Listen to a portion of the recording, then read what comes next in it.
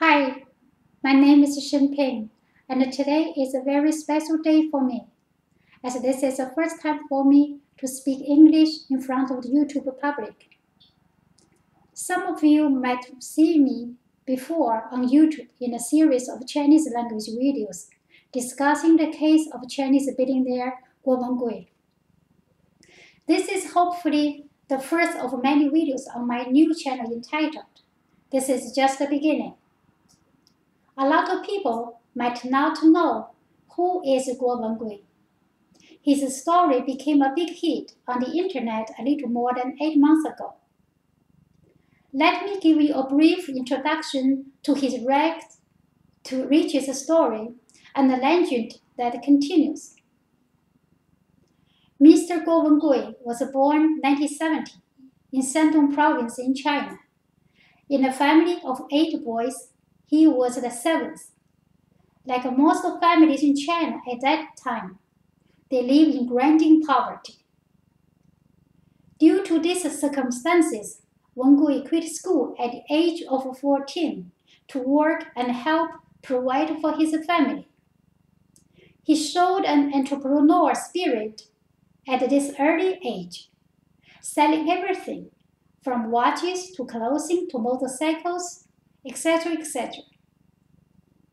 He made his entrance into the real estate business in Henan province, becoming successful enough to move into the Beijing real estate market. It was there he would make the most important friend of his life, Ma Jian, the deputy minister of state security. Despite his title, Ma Jian was the true boss at state security. It was through this connection that Wengui would gain advantage in developing his business dramatically. The most famous project he made was the Pangu Plaza in Beijing, just right before the 2008 Beijing Olympics. Also through this connection with Ma Jian, he would be able to obtain many of the top secrets of the Beijing government. Everything changed in 2012 with the 18th Communist Party Congress elevated Xi Jinping to his current position, President of China and the Chairman of the Communist Party.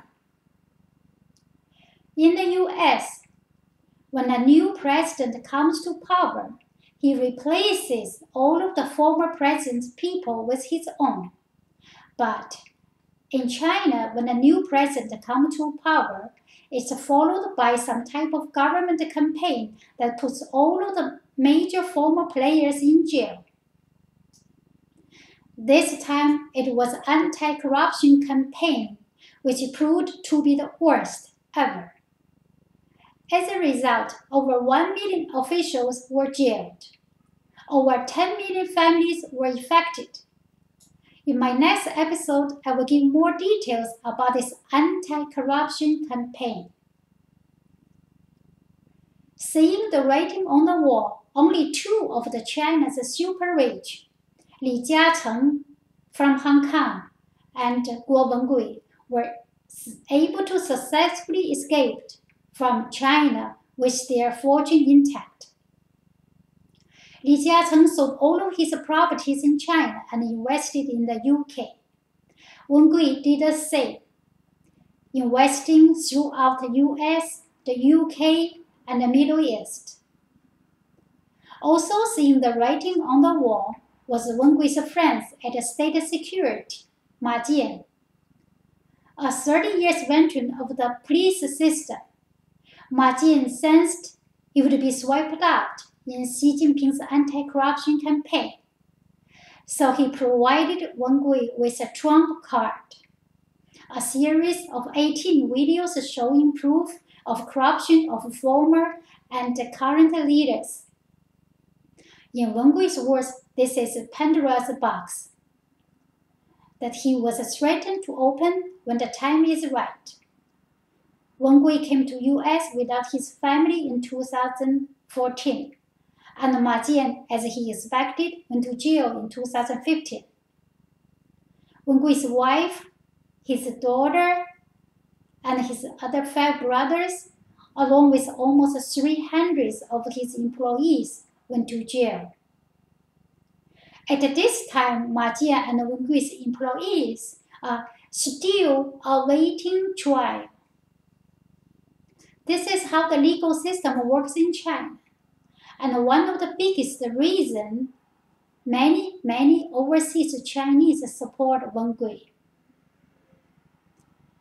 The average Chinese doesn't feel sympathy for a person of Ma Jian's status, but they can see that for every big fish caught in the government's net, there are thousands of average citizens who were jailed and abused by the system for much less offenses, like posting or watching a video like this one on YouTube. This is the message that has the Chinese Communist Party worried, and this is more determined than ever to stop Guo Wengui. Well, that's all for today. It's time for me to get back to work. After all, this is not my career. I'll be back tomorrow with more. Hope to see you then.